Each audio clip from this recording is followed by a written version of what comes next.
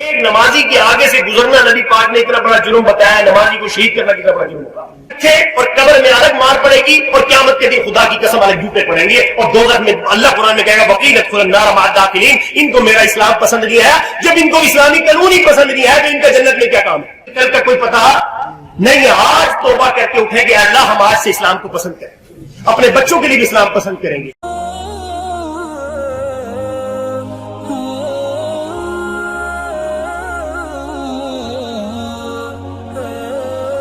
اور یہ جو شہید ہو گئے، شہید تو پہلے سیدھے جنت میں جاتے ہیں، اللہ رب العزت ان کے درجات کو بلند سے بلند فرمائے۔ لیکن یہ کیوں، ایک سوچنے کی بات ہے نا کہ اتنا غیر محفوظ ہمارا ملک کیوں ہے؟ اور سب سے عجیب بات یہ ہے کہ یہ پولیس لائن کی مسجد تھی، جنہوں نے خود حفاظت کرنی ہوتی ہے وہ حفاظت میں نہیں ہے، جن کے ذمہ حفاظت ہے وہ خود حفاظت میں نہیں ہے نا۔ دیکھو خود دیکھیں نا، پولیس کس لیے بنائی گئی ہے؟ کہ ہمارے جان مال کے تحفظ کے لیے پولیس کا محکمہ بنا ہے۔ اچھا، جو وہ محکمے والے خود ہی محفوظ نہ ہو تو عوام کا کیا حال ہوگا؟ تو ایسے وقت میں یقین کریں، مجرم کون ہے؟ پاش مجرم کون ہے؟ سیدنا عمر بن خطاب رضی اللہ تعالیٰ عنہ نے یہ ایسے نہیں جملہ کہا تھا، یہ خود کہاں مدینہ منورہ میں ہے اور دریائے فرات کے پرلے کنارے کے وہ کہتے ہیں کہ کتا پیاسا مر جائے تو عمر سے پوچھ، یہ جانور وہ اگر پیاس سے مر جائے تو حالانکہ وہ انسانوں میں نہیں ہے، ایک جانور ہے بھائی۔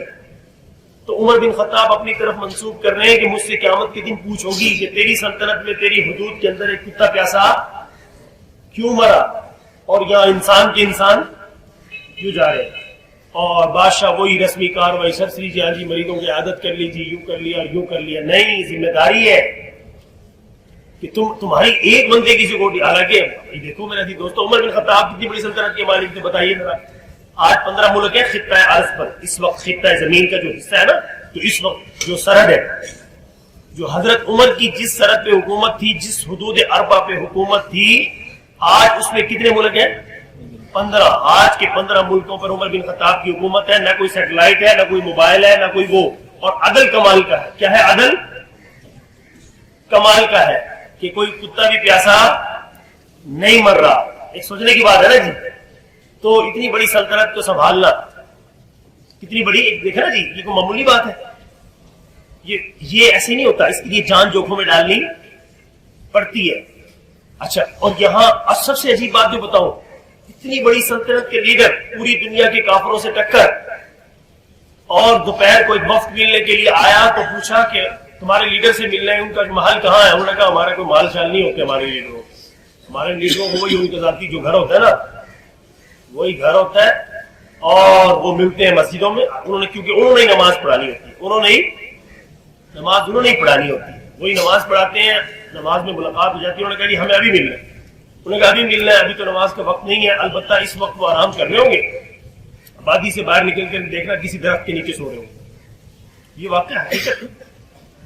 اور انہوں نے کہا جی کوئی مدینے کا کوئی شہری دے دو کہ ہمیں رہنمائی کر دے، بھائی ان کو بتا دے وہ ہے کون، پہچان تو لینا ہم۔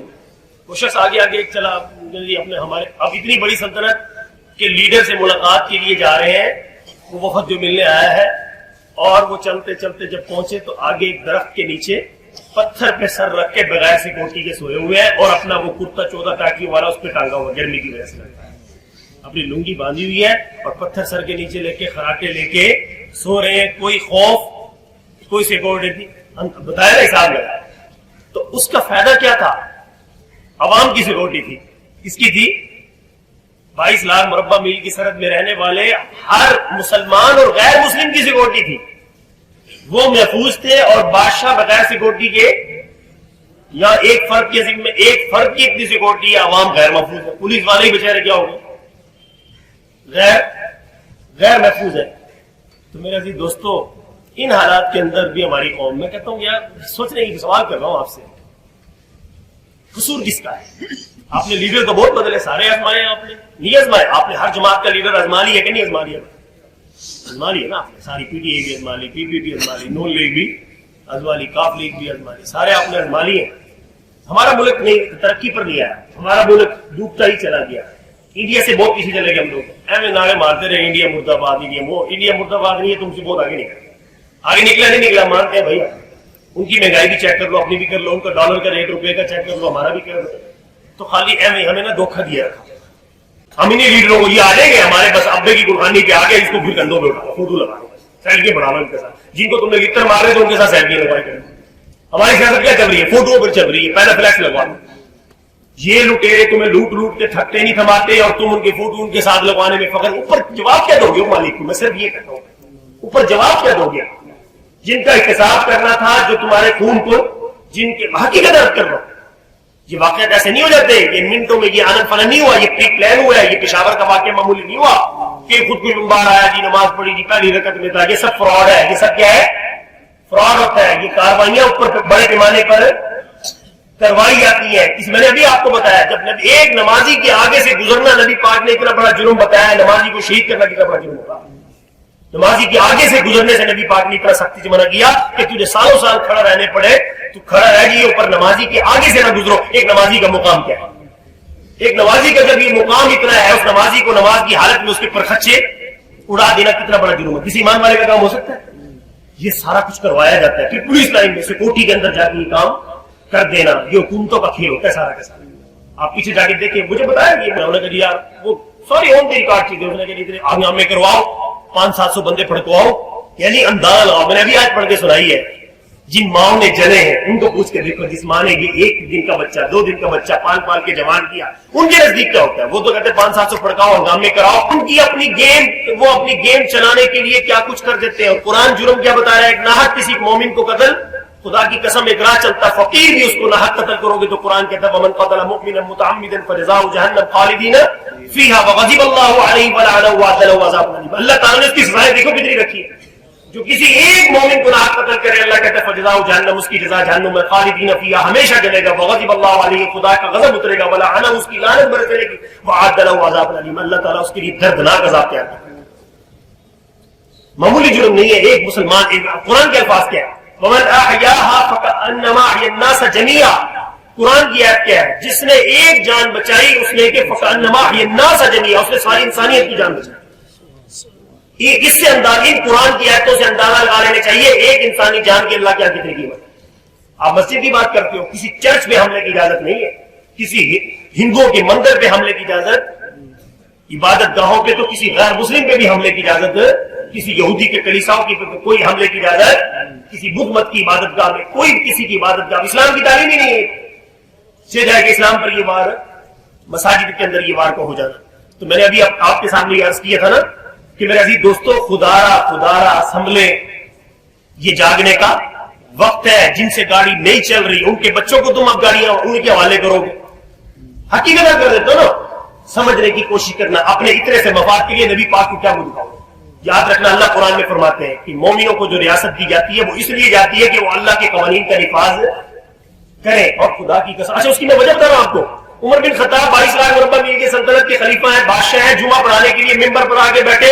اسی وقت اتنا احتساب عوام کو، اتنا لیڈر کو قابو رکھتے تھے. اور حضرت عمر بن خطاب نے خود پہلے جب جمعہ خلیفہ بننے کے بعد پہلا جمعہ پڑھانے آئے تو پہلے جمعے کا موضوع کیا تھا پتہ ہے آپ کو؟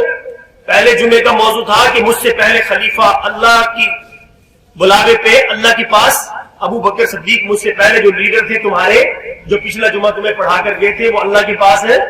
اللہ کا بلاوا آیا، موت کا پیغام آیا، وہ انہوں نے قبول کیا، وہ اللہ کے پاس چلے گئے. اب ان کی بات ذمہ داری میرے پر آ گئی. پہلے جمعے میں لوگوں سے کیا پوچھا کہ اگر میں ابو بکر صدیق کی طرح نظام نہ چلاؤں اور ان سے پہلے سیدنا محمد مصطفیٰ کی طرح ان کی نظام نہ چلاؤں تو بتاؤ تم میرے ساتھ کیا کرو گے؟ پہلا جمعے کا خطبہ سن لو. اب آگے سے عوام کیا کہہ رہی ہے؟ عوام خاموش. حضرت عمر کا روب بہت تھا، بہت زیادہ. اللہ تعالیٰ نے سارے مسلمانوں میں جتنے بھی صحابہ تھے سب میں باروب عمر تھے، کیونکہ واحد صحابی ہے. سب نے ہجرت چھپ چھپ کے کی. عمر بن خطاب نے اعلان کی، مکہ میں آ کے جا کے کعبہ کے سامنے 2 رکعت نماز پڑھی تو اعلان کیا ہے کوئی کافر جو اپنے بچوں کو یتیم کرانا چاہتا ہو، جو اپنی بیوی کو بیوہ بنانا چاہتا ہو، کہ آج عمر بن خطاب ہجرت کر رہا ہے اکیلے طرح کوئی مائیکل آج روکنا چاہے تو روک کے دکھائے. اتنی پاور تھی. اللہ کا شکر ہے ابو جہل کی بھی ٹانگیں کانپ گئی، کوئی روک نہیں سکا. اللہ نے روک بھی بڑا رکھا تھا. تو اللہ کی شان جب لیڈر بنے تو مسلمانوں کو پہلا جمعہ پڑھانے ہے، آتے یہ سوال کر لیا کہ میں ابو بکر صدیق کی طرح نظام نہ چلاؤں تو تم کیا کرو گے؟ سوال کا جواب دو میرے ساتھ. لوگ خاموش. دوسری دفعہ پھر یہ سوال دہرایا، تیسری دفعہ سوال دہرایا. بیچ میں سے ایک نوجوان کھڑا ہوا، اس زمانے میں تلوار ہاتھ میں لگا کے رکھتا تھا. تو نوجوان کھڑا ہوتے ہی تلوار اپنی نیام سے یوں کر کے نکالی اور کہا کہ یا عمر ابن الخطاب امیر المومنین، تم ہمارے لیڈر ضرور ہو، اگر تم نے ان کی طرح نظام نہ چلایا فعلنا ہکذا، اس تلوار سے تمہیں سیدھا کر دیں۔ عمر بن خطاب نے گلے سے لگایا اور کہا کہ میں تم سب سے یہ جواب سننا چاہتا ہوں کہ لیڈر کو ایسے چلانا ہے، تم سیلفی لیے کھڑے ہو ان کے ساتھ، تم فوٹو لگوا کے ڈاکوؤں کے ساتھ، قاتلوں کے ساتھ، چوروں کے ساتھ تم فوٹو لگواتے ہوئے شرم نہیں آتی؟ جو ملک کا ستیہ ناش کر دیا تمہیں فخر ہوتا ہے ان کے ساتھ فوٹو لگوانے پہ؟ وہ عمر بن خطاب نے اس کو سینے سے لگا کے پیغام دے دیا کہ ہمیں غلط چلنے نہیں دینا، اور پھر ایسا صحیح چلے، ایسا صحیح خود چلے، خود ہی لوگوں کو کہا کہ مجھے میرا انتظار رکھنا۔ اور پھر ایک جمعہ آیا، آپ کو معلوم ہونا چاہیے عمر بن خطاب نے بیت المال سے تنخواہ بھی نہیں لی، کاروبار تھا، خلافت ملنے کے بعد کاروبار کو وقت نہ دے سکے، کاروبار ہی ٹھپ ہو گیا۔ کاروبار جب ٹھپ ہو کے رہ گیا تو ایک جوڑا سلوانے کے پیسے بھی نہیں تھی، جو کی روٹی کھاتے وہ نگلنا مشکل ہوتی تھی۔ کتنی بڑی سلطنت کا لیڈر ہے وہ، ایک کرتا سردی گرمی پہن کر یہ نوبت آ گئی، اس میں چوگا کاٹیا لگا، پھر ایک اس سے 2-3 دن پہلے اور اس میں کیا ہوتا تھا یہ تمہیں بتانا چاہ رہا تھا۔ اب ملک کی دولت ہے، ایک بندہ ہیلی کاپٹروں میں پھری جا رہا ہے، وزیر اعظم ہاؤس کا لاکھوں کا روزانہ خرچہ ہوئی جا رہا ہے۔ عمر بن خطاب نے ہمیں پیغام دیا ہے اسلامی جمہوریہ ایسا نہیں ہوتا، اس میں جو چیز بھی بادشاہ کو ملتی ہے اتنی عوام کو ملتی ہے، اس کو ذرا سبق سمجھ لینا۔ اس جمعے سے پہلے جو یمن سے چادریں آئی تھی حضرت عمر بن خطاب نے سب مسلمانوں کو بانٹی، ہر مسلمان کے گھر جو چادر گئی وہ ان کے حصے میں آئی، وہ ان کے حصے میں ایک آئی، ہر مسلمان کو مومن کو ایک ایک چادر ملی۔ مدینہ میں عمر بن خطاب کو بھی کیا ملی؟ ایک ہی ملی۔ جب جمعہ پڑھانے کے لیے آئے، کیونکہ لنگی باندھتے تھے، آپ صلی اللہ علیہ وسلم بھی ہمیشہ تیمن باندھا کرتے تھے، عرب میں وہ تھا، تو اللہ کی شان، وہ عرب کا لباس تھا اس ٹائم، تو اللہ کی شان، یہ جو آج کل ٹوپ پہنی ہوئی ہے نا، یہ رسول اللہ کے زمانے کا لباس نہیں تھا، کبھی آپ کو دھوکہ لگے، یہ بھی بتا دوں۔ اس کرتے سے نبی پاک نے منع فرمایا ہے، جو آج عرب کنٹری میں یہ لمبا کرتا پہنا جاتا ہے نا، یہ سنت نہیں ہے یار۔ نبی پاک صلی اللہ علیہ وسلم کے زمانے میں نیچے تہبند ہوتی تھی اور یہ ہماری طرح کا کرتا ہوتا تھا جیسے میں نے پہنا، یہ سنت لباس ہے، یہ بھی میں آپ کو تو آج کلیئر کروں گا۔ اچھا، اللہ کی شان، عمر بن خطاب جب لنگی باندھی ہوئی نئی چادر کی جو ملی تھی کل ان کو، ایک نئی چادر کا کرتا سلوا کے پہنا ہوا، جمعہ پڑھانے جو ممبر پہ بیٹھے عوام نے فوراً ٹوک دیا، امیر المومنین کل چادر سب کو ایک ایک ملی تھی، یہ میں آپ کو بتا رہا ہوں، اس کو کہتے ہیں باشعور قوم۔ عمر بن خطاب امیر المومنین خلیفہ کو کہہ رہے ہیں کہ کل چادر آپ کو ایک ملی تھی، ہمیں بھی ایک ملی تھی، ایک چادر آپ نے باندھی ہوئی ہے، یہ دوسری کا کرتا کہاں سے بنایا ہے؟ پہلے اس کا حساب دو پھر آگے چلنا۔ عمر بن خطاب رضی اللہ تعالیٰ عنہ اتنے خوش ہوئے اور اسی ٹائم اپنی نظر ڈولائی، ان کے سامنے بیٹے جمعہ پڑھنے آئے تھے، کہا عبداللہ آؤ بتاؤ، اپنے بیٹے کو بلایا اور بیٹے نے روتے ہوئے بتایا کہ میں اپنے ابا کو، جب سے میرے ابا لیڈر بنے ہیں کہ اس کے میرا ابا کرتا نہیں سلوا سکا، 14 ٹاکیاں کرتے پہ آ گئی، کل میں نے منت کر کے کہا ابا جان ایک چادر آپ کو ملی ہے، ایک باندھ لو گے، یہ کرتا پھر پرانا ہے، آپ کو میں اپنی چادر گفٹ کرتا ہوں جو کل مجھے ملی تھی۔ ان بیٹے نے کہا ابا جان خدا کے لیے کرتا سلوا لو، تو انہوں نے اپنی چادر، بیٹے نے اپنے ابا کو جو ان کو بھی ایک حصے میں آئی تھی نا، وہ اپنی چادر گفٹ کی، تو عمر بن خطاب نے صفائی دی ہے سب مجمع کے سامنے۔ بیٹے نے کہا کہ یہ وہ چادر ہے جو مجھے ملی تھی، میں نے اپنے ابا کو دی ہے، اس کا کرتا۔ پھر لوگوں نے کہا اب جمعہ پڑھاؤ، اب جمعہ پڑھاؤ۔ لیڈر کو ایسے چلایا جاتا ہے، چوروں کو کندھوں پہ اٹھایا، چوروں کے ساتھ فوٹو نہیں لگوائے جاتے، خدا کی قسم کل قیامت کے دن فرعون کے ساتھ لٹکا دی جائیں گے ہم لوگ۔ ہم نے حکمرانوں کو ٹھیک کرنا تھا، پس بھی جا رہے ہیں، رندا چلی جا رہا ہے، پھر بھی انہی کنارے ماری جا رہے ہیں۔ اور بھائی خدا، اب میں یہ واقعہ آج کیوں درد رو رہا ہوں، یہ پشاور کا جو سانحہ ہوا یہ چھوٹا موٹا ظلم نہیں ہوا، پوچھو جاؤ چکر لگاؤ، اگر آپ کو اللہ ہمت دے جاؤ ان کے گھروں میں داد رسی کے لیے جاؤ، یہ گاڑی چلتی ہے پشاور کی، ان کے گھروں میں جا کے ان کی آہیں تو چیک کرو، ان کی سسکیاں چیک کرو، ان ماؤں کی جن کے وہ بچے تھے، جن کے اپنے بچے یتیم ہوئے، ان کی کنڈیشن کیا ہوئی پڑی تھی۔ تو ایسے ملک، جس ملک میں یہ اتنا خون، محافظوں کا خون یوں بہ رہا ہو، تو جن کی دیکھو ہمارے یہ تو پولیس والے کون ہوتے ہیں، ہمارے محافظوں کا خون بہ رہا ہو تو عوام کا کیا حال ہوگا۔ تو ایسے وقت کے اندر یہ اہل ہے، اس قابل ہے کہ یہ حکمران۔ اس لیے میں سب کو کہتا ہوں، جتنے بھی آپ نے لیڈر بدلے نا، آپ چابی دے کر ڈرائیور بدلی جا رہے ہو، ڈرائیور بدلی جا رہے ہو، گڈی کسی کو چلانی نہیں آ رہی، آپ نے ڈرائیور بدلے نہیں، عمران خان بھی ڈرائیور بدل لیا، چاچا شہباز بھی ازما لیا، طاہر نواز بھی ازما لیا، زرداری بھی ازما لیا، سارے آپ نے ازما لیا، اب ان کے بچوں کو چابیاں دینے کے لیے کھڑے ہو تم لوگ۔ خدا خوفی بھی کوئی چیز ہوتی ہے، امریکہ میں تو نہیں کوئی ایسے صدر آتا، لندن کا اسلام، لندن میں لا پتہ کیا عمر لا چلتا ہے، ان کو خدا کی قسم دکھ آتا ہے، انگریز ترقی کر گیا، وہ کہتے ہیں کہ لیڈرشپ ان سے سیکھو، انگریز اپنے لیڈر بنانے سے پہلے کہتے ہیں ابو بکر عمر کو پڑھو، اور تم لیڈر بنانے سے پہلے دیکھتے نہیں، جن کو کل واللہ نہیں آتے ان کو لیڈر دیے کھڑے ہو، اسلامی سلطنت کی، اسلامی جمہوریہ کی گاڑی ان کو دیے کھڑے ہو، اس لیے میں خدا را کہتا ہوں اسلامی ملک تب چلے گا جب اسلام کو سمجھنے والا آدمی، خوف خدا رکھنے والا آئے گا اپنے آپ کے ساتھ۔ میں بتا رہا ہوں کہ چند سال پہلے کی بات ہے، لندن کا وزیر اعظم بنا، ٹیبل مین تھا، کیا تھا؟ ہوٹل پہ ٹیبل مین تھا، 5 سال وزیر اعظم رہا، وزارت عظمیٰ 5 سال گزارنے کے بعد واپس اسے ہوٹل میں ٹیبل مین بنا ہے۔ اس نے کوئی اثاثے، یا آپ کا ایک دفعہ ایم پی اے بن جائے نا، وہ 14 نسلوں کا انتظام آپ کے ملک سے کر لیتا ہے۔ ایک دفعہ میں آپ کو دلائل کے ساتھ ثابت کر سکتا ہوں، ثبوت دکھا سکتا ہوں، ایک دفعہ ایم اے بن جائے تو وہ اپنی 14 نسلوں کا انتظام کر لیتا ہے، آپ کو اتنا لوٹ لیتا ہے، اور ہمیں کبھی جاگنا۔ تو میں خدا کی قسم یہ کہتا ہوں، یہ شعور ہر مسلمان کو، ہر پاکستانی کو آنا چاہیے۔ تو میرے عزیز دوستو، اللہ سے دعا بھی مانگے، اور کوئی دیکھو بہت دکھی حالات چل رہے ہیں، بہت پریشانی کے حوالے چل رہے ہیں، آپ سے گزارش کروں گا، یہ خالی میں تو کہتا ہوں تم جتنی مرضی ہو، کعبہ میں ہر سال دعائیں ہوتی ہیں، ہوتی 27ویں شہر میں امام عبد الرحمان سدیس کے پیچھے اللہ تعالیٰ کو یہ ہماری دعائیں اچھی، اللہ کہتے تم آپ سدھرتے تو ہو نہیں، سدھرنے کے لیے تیار ہے نہ تم لیڈر کا احتساب۔ عمر بن خطاب کہہ دیتے کعبہ تو ان کے پاس تھا، مدینہ منورہ تو انہیں کے پاس تھا نا۔ عمر بن خطاب کہتے ہیں ہاں لیڈر کو صحیح چلانا ہو تو کعبہ کا طواف کرتے رو رو کے دعائیں مانگ لینا بس۔ عمر بن خطاب نے اپنے آپ کو پیش کیا تھا کہ اپنے لیڈر کو ایسے چلانا جو ان خلیفہ ابو بکر صدیق کی طرح نہ چلے تو تلوار اس جوان نے نکال کر دکھائی، عمر بن خطاب نے سینے سے لگایا تھا کہ لیڈر کو کیسے، تو اب سمجھ میں کچھ آئیے کہ لیڈر کو کیسے چلانا۔ آج کی بات تو کندھوں میں نہیں اٹھاؤ گے، میں آپ کو حقیقت کرنا ہے، ان کا احتساب کرنا ہے۔ اب آئیں گے نا ہم الیکشن میں ووٹ لینے گا جی، پہلے پتر پچھلا حساب ہے، کیا کر بندہ بن لینڈ، ابھی آپ خوش ہو گئے آپ کی گلی بن گئی، یہ آپ کی 75 سال پہلے بن جانی چاہیے تھی۔ اتنا ملک خدا کی قسم باہر جا کے پاکستان کی قدر آتی ہے، آپ کو کیا پتا، ایسا خوبصورت ملک دنیا میں نہیں ہے، ہر موسم ہر نعمت خدا نے تمہیں دی، لیکن لٹیروں نے اتنا لوٹا۔ پہلے 200 سال انگریز نے لوٹا، انگریز کیوں آیا تھا بتانا ذرا، اس کو کیا تکلیف تھی لندن چھوڑ کے؟ 275 سال پہلے انگریز اس خطے کو، یہ اس کے لیے سونے کی چڑیا تھی، 200 سال لوٹ کر گیا، اس کے بعد 75 سال سے ان کے غلام ہمیں لوٹ رہے، ایسا حسین ملک، اور ہم نے دے رکھا ہے ظالموں کو، ہم نے دے رکھا ہے ظالموں کو۔ تو بھائی کچھ تبدیلی، اصل تبدیلی سمجھتے ہو نا، عمران خان والی تبدیلی نہیں چلے گی، کیوں؟ اس میں بندے وہی ہیں، اس میں بندے وہی ہیں، اور نظام بھی وہی ہے۔ نظام جب تک اسلام کا نہیں آئے گا، خدا کی قسم جب تک آپ خوشحال، لوگ سمجھتے ہیں مجھے صاحب اسلامی نظام آگے تو ساکو نمازہ پڑھے سو، تو ساکو داڑیاں رکھواڑے سو، اور پاگل کا گوڑو، خدا کی قسم تم اسلامی نظام کی برکتیں دیکھو گے تم برداشت نہیں کر سکو گے۔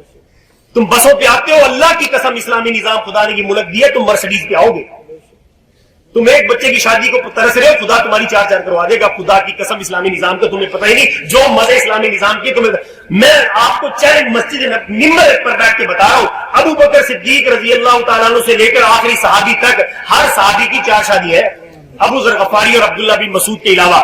اللہ نے اسلامی نظام میں خوشحالی ہی 4 بیویوں کے علاوہ باندیاں اور سونے چاندی کے ڈھیر خدا نے، مسجد نبی سونے چاندی سے بھر گئی تھی، آج تمہارے قرضے نہیں اتر رہے، اسلامی نظام آئے گا تو دونوں فائدے ہوں گے، تم یہاں بھی خوشحال، اللہ تمہیں اتنی فراوانی دے دے گا کہ تم 4 شادیاں رکھو گے۔ میں یہ معمولی نہیں بات کر رہا، تمہارے پاس باندیاں الگ ہوں گی، سونے چاندی کے ڈھیر الگ ہوں گے، اور جب قبر میں رکھے جاؤ گے قبر بھی جنت کا باغ ملے گا، قبر سے اٹھائے جاؤ گے سیدنا ابو بکر عمر بن خطاب رسول اللہ صلی اللہ علیہ وسلم کے پیارے ہاتھوں حوض کوثر کا پانی پی کے جنت میں بھی جاؤ گے۔ اسلامی نظام کی برکتیں دنیا میں بھی ہے، قبر میں بھی ہے، آخرت میں ہمیشہ کی جنت بھی ہے، اور اسلامی نظام نہیں ہوگا تو یہاں بھی ذلیل ہو رہے نہیں ہو رہے، یہاں بھی دکھے، اور قبر میں الگ مار پڑے گی، اور قیامت کے دن خدا کی قسم الگ جوتے پڑیں گے، اور دوزخ میں اللہ قرآن میں کہے گا وقیل ادخلوا النار مع الداخلین۔ ان کو میرا اسلام پسند نہیں آیا، جب ان کو اسلامی قانون ہی پسند نہیں آیا تو ان کا جنت میں کیا کام ہے؟ ان کو مارو، نہیں مرے میرے عزیز دوستوں، میں لات لمبی ہوگی معذرت کے ساتھ چاہتا ہوں، اسلام کو پسند کر کے مرنا۔